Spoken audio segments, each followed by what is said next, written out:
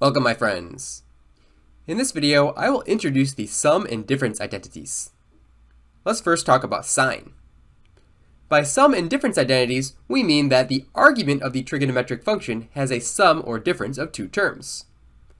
Specifically for sign, if you have the addition of two terms, that can be simplified as sine of the first term times cosine of the second term plus cosine of the first term times sine of the second term.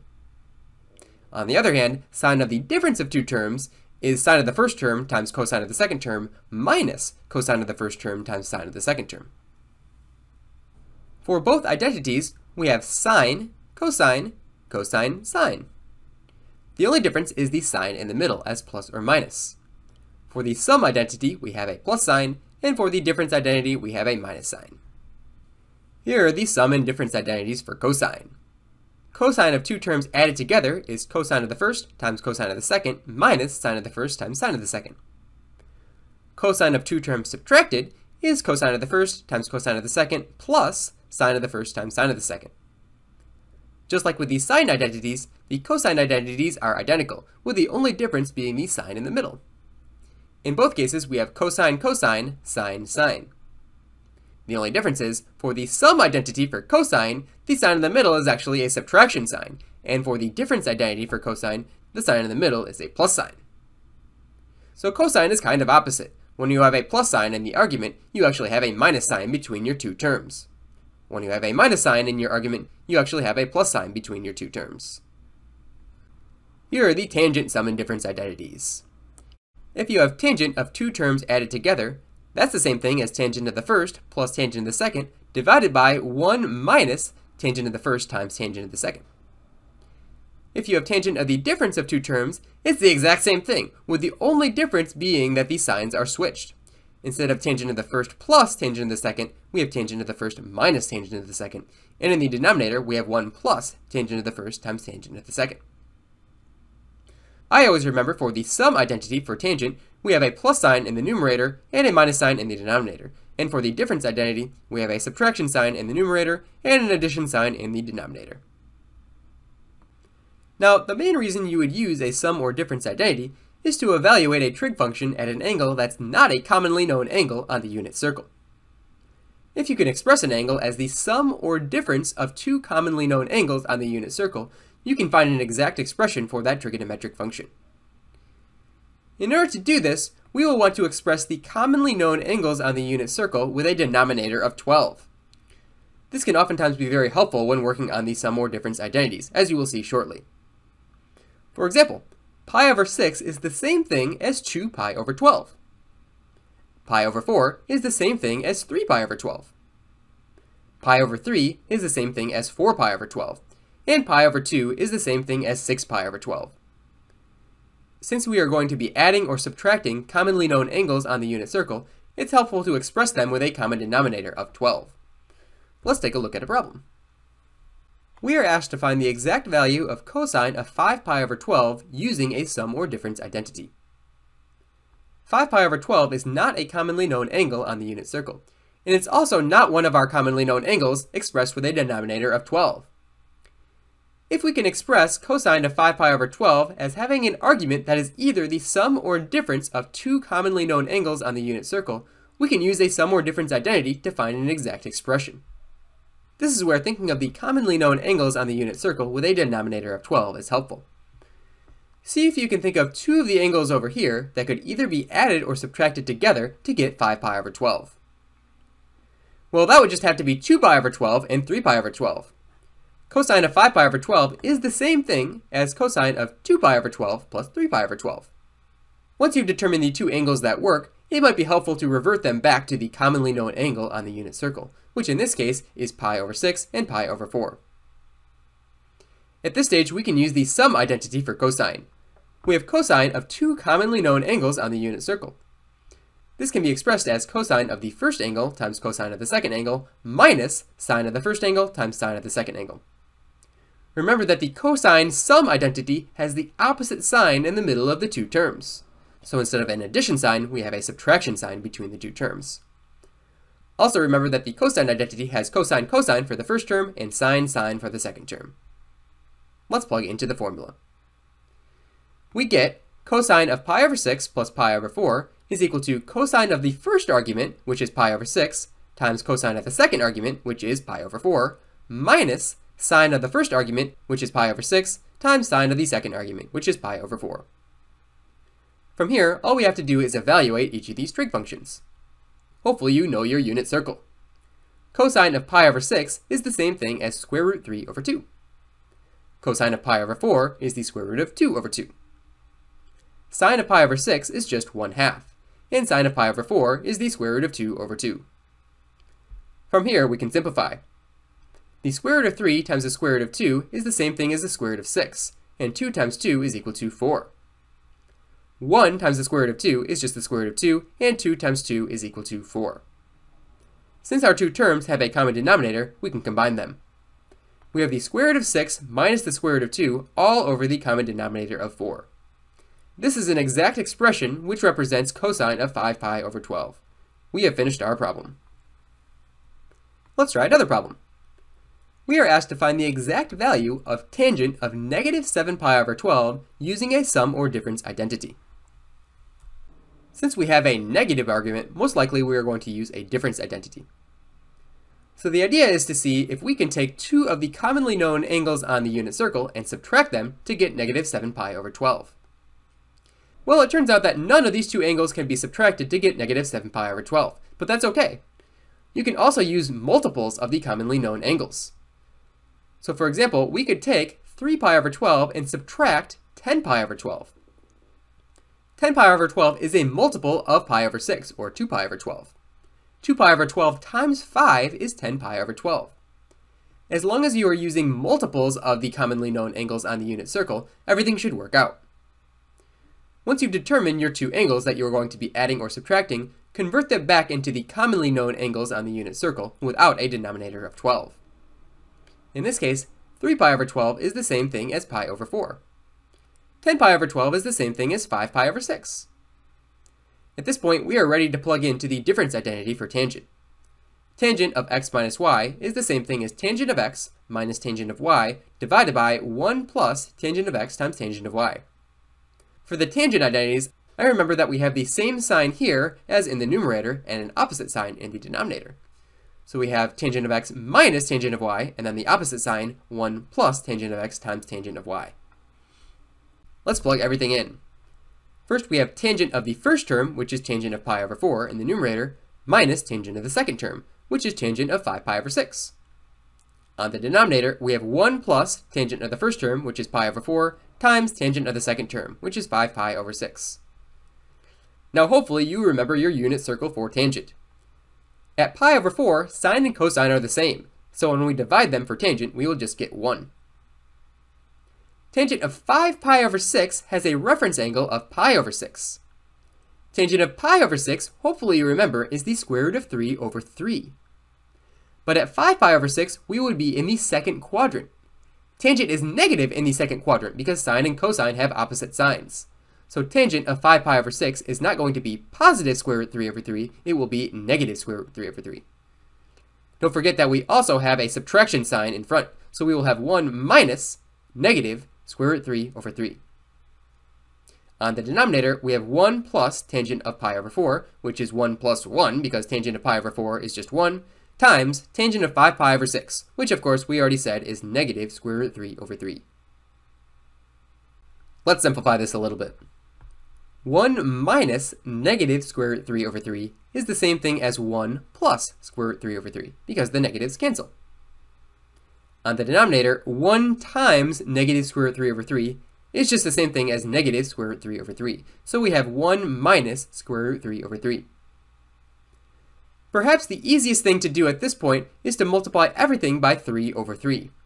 That will cancel the 3's in the denominator of each of these two terms. If we distribute the 3 to each term, we will have 3 on the first term plus square root 3 over 3 times 3 would just be square root 3 because the 3's would cancel, and then we will have a similar case on the denominator. 1 times 3 is just 3. Negative square root 3 over 3 times 3 would just be the square root of 3 because the 3's would cancel. Here is our final expression. We have 3 plus the square root of 3 divided by 3 minus the square root of 3. Perhaps you could try to rationalize the denominator, but for me, this is going to be a sufficient final answer. Let's try this problem. We are asked to evaluate sine of 11 pi over 12 times cosine of pi over 4 minus cosine of 11 pi over 12 times sine of pi over 4. In this problem, we are going backwards. We already have the trigonometric identity related to a sum or difference formula. Specifically, we have the difference identity for sine. We have sine of the first times cosine of the second minus cosine of the first times sine of the second. Remember that the sine difference identity mixes sines and cosines for each term. And then whatever the sign is in the middle is what you will have in the middle of your two terms. So since we have sine of x minus y, we will have a subtraction sign in the middle, which is exactly what we have in our problem. So therefore we know that sine of 11 pi over 12 minus pi over 4 is equal to the entire expression that we have up here. So we can disregard the expression on the right hand side and just focus on sine of 11 pi over 12 minus 3 pi over 12. I have rewritten pi over 4 as 3 pi over 12 so that we have a common denominator. If we subtract our two terms, we will have sine of 8 pi over 12. 8 pi over 12 is the same thing as 2 pi over 3. Sine of 2 pi over 3, hopefully you know, is square root 3 over 2. The reference angle is pi over 3, and sine of pi over 3 is square root 3 over 2. At 2 pi over 3, we would be in quadrant 2, where sine is positive. So the answer will still be square root 3 over 2. Let's try this one. We are asked to evaluate tangent of 11 pi over 21 plus tangent of pi over 7 divided by 1 minus tangent of 11 pi over 21 times tangent of pi over 7. Now, of course, 11 pi over 21 and pi over 7 are not commonly known angles on the unit circle, so we cannot evaluate this directly. Instead, we can hopefully recognize this as the sum identity for tangent. Tangent of x plus y is equal to tangent of the first term, plus tangent of the second term, divided by 1 minus tangent of the first term times tangent of the second term. So hopefully you can verify that this matches the sum identity for tangent. We can express the entire expression we have here as the tangent of 11 pi over 21 plus pi over 7. We can disregard this entire right-hand side and instead work with the left-hand side. Instead of writing this as pi over 7, let's get a common denominator and rewrite this as 11 pi over 21 plus 3 pi over 21. We can add the arguments together so that we have tangent of 14 pi over 21.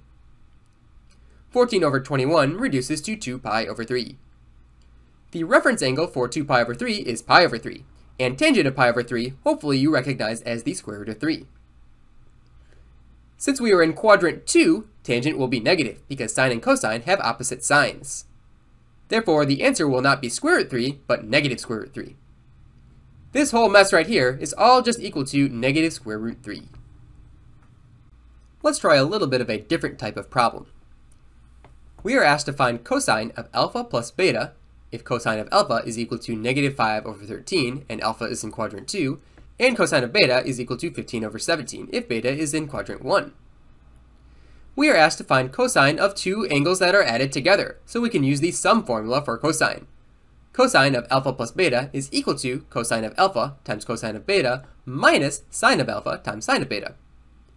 Remember that the sum formula for cosine has cosine cosine, sine sine, with the opposite sign in the middle that you have in your function. The way that you should solve this problem is, perhaps surprisingly, by drawing a circle and then a triangle. They tell us that alpha is in quadrant 2. That means that the angle alpha would create some point on a circle in quadrant 2.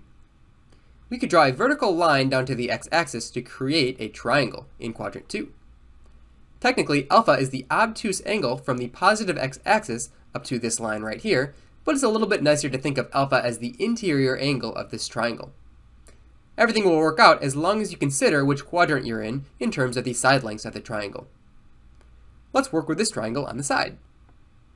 We are told that cosine of alpha is equal to negative 5 over 13.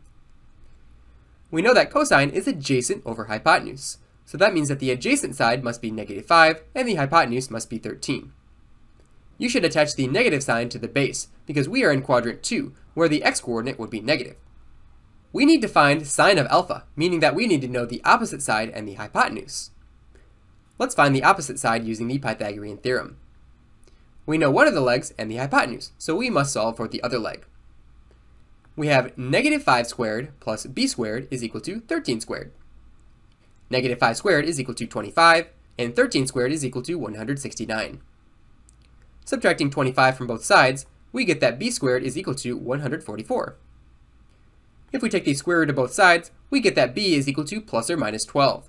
But since we are in quadrant 2, where the y-coordinate is positive, and the height of this triangle represents the y-coordinate on the circle, we are going to take the positive square root, so that b is equal to positive 12. We can put positive 12 onto our triangle. Now we know what sine of alpha is. Sine of alpha is just opposite over hypotenuse, or 12 over 13. At this stage, we have 3 out of the 4 parts to this formula. We have cosine of alpha, which is negative 5 over 13, that was given in the problem. We have cosine of beta, which was also given in the problem. And now we have sine of alpha, which we just solved for using this triangle. All we have left to find is sine of beta, so we will have to draw another triangle, this time in quadrant 1, to find sine of beta. Here is what that triangle would look like. If beta is in the first quadrant, then we could draw some radius out to the triangle related to that angle that would intersect the circle. Let's work with this triangle on the side. We know that cosine of beta is equal to 15 over 17. That means that the adjacent side would be 15 and the hypotenuse would be 17, since cosine of beta is equal to adjacent over hypotenuse. We again need to solve for one of the legs of the triangle, since we need to find sine of beta, which is going to relate to the opposite side over the hypotenuse. We can again use the Pythagorean theorem. The first leg of 15 squared plus the other leg we would like to find of b squared is equal to the hypotenuse squared of 17 squared. 15 squared is 225, and 17 squared is 289. Subtracting 225 from both sides, we get that b squared is equal to 64. If we take the square root of both sides, we get that b is equal to plus or minus 8. Since we are in quadrant 1, the y-coordinate will be positive, so we will take the positive square root. b is equal to 8. At this stage, we can find sine of beta. Sine of beta is opposite, or 8, over the hypotenuse of 17. At this stage, we have everything we need in order to plug into the formula. Cosine of alpha plus beta is cosine of alpha, or negative 5 over 13, times cosine of beta, which is 15 over 17. Then we must subtract sine of alpha, which is 12 over 13, times sine of beta, which is 8 over 17. Next, we can simplify. Negative 5 times 15 is negative 75. 13 times 17 is 221. Negative 12 times 8 is negative 96. 13 times 17 is again 221. Negative 75 minus 96 is negative 171, and we have a common denominator, so we can combine our fractions. Our final answer is negative 171 over 221. This is the exact expression for cosine of alpha plus beta. Let's try one final problem. We are asked to find tangent of alpha minus beta if tangent of alpha is 3 over 4 and alpha is in quadrant 3, and cosine of beta is 4 over 5 if beta is in quadrant 4. We are asked to find tangent of the difference of two angles, so here's the identity for tangent of alpha minus beta. We already know tangent of alpha. Tangent of alpha is equal to 3 over 4. This shows up twice in the formula. The only thing we're missing in the formula is tangent of beta. There would be no point in drawing a triangle related to alpha, because we already know the only thing in our formula related to alpha, which is tangent of alpha. We need to draw a triangle related to beta to solve for tangent of beta. We are told that beta is in quadrant 4, so draw a triangle in quadrant 4. Let's work with this triangle on the side. We are told that cosine of beta is equal to 4 over 5. That means that the adjacent side must be 4, and the hypotenuse must be 5. We need to know tangent of beta, so we need to know the opposite side and the adjacent side. Let's label the opposite side as b, and use the Pythagorean theorem to solve for that missing side. The first leg of 4 squared plus the leg we would like to find of b squared is equal to the hypotenuse squared, or 5 squared. We get 16 plus b squared is equal to 25. Subtracting 16 from both sides, we get that b squared is equal to 9. Taking the square root of both sides, we get that b is equal to plus or minus 3. Since we are in quadrant 4, b is going to be negative 3, since we are below the x-axis. We can put negative 3 onto our triangle as the missing side length. At this stage, we know that tangent of beta is equal to opposite over adjacent, which is negative 3 over 4. Now we have everything we need in order to plug into the formula. We have tangent of alpha, which is 3 over 4, and we have tangent of beta, which is negative 3 over 4.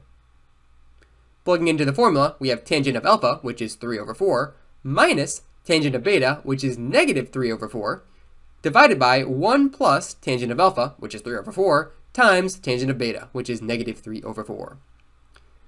Be very careful with your simplification, because we have a lot of very similar terms and lots of negative signs. 3 over 4 minus negative 3 over 4 is the same thing as 3 over 4 plus 3 over 4. Since these two terms both have the same denominator, we can combine them. We will have positive 6 over 4. On the denominator, we have 1 plus 3 over 4 times negative 3 over 4. 3 times negative 3 is negative 9, and 4 times 4 is 16. So we have 1 minus 9 over 16. At this stage, we would like to get a common denominator between the terms in the denominator. If we multiply the first term by 16 over 16, we will have 6 over 4 divided by 16 over 16 minus 9 over 16. We can combine these two terms so that we get 6 over 4 in the numerator and 16 minus 9, which is 7 over 16 in the denominator. We can reciprocate and multiply to get 6 over 4 times the reciprocal of 7 over 16, which is 16 over 7. 6 times 16 is 96, and 4 times 7 is 28. Both 96 and 28 are divisible by 4. This reduces to 24 over 7. Tangent of alpha over beta is equal to 24 over 7. Alright my friends, that finishes this video introducing and practicing using the sum and difference identities.